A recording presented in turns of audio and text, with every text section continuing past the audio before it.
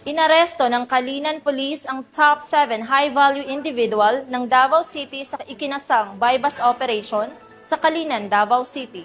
Nasamsam mula sa sospek ang hinihinalang shabu at ngayon ay nahaharap sa kasong paglabag sa Republic Act 9165 o Comprehensive Dangerous Drugs Act of 2002. Patrolwoman Shaira Rose Aquino, ibalita mo. Top sa listahan ng high-value individual sa Davao City sa ikinasang bypass operation na pinangunahan ng mga operatiba ng Kalinan Police Station, katuwang ang 2nd City Mobile Force Company nitong Agosto 5 sa Purok 9, Ramon Magsaysay Street, Barangay Kalinan Poblasyon, Kalinan, Davao City.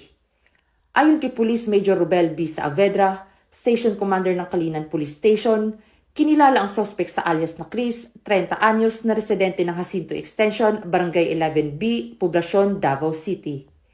Na-recover mula sa kanya ang tinatayang 5.2 grams ng hinihinalang shabu na may standard drug price na humigit kumulang 35,360 pesos.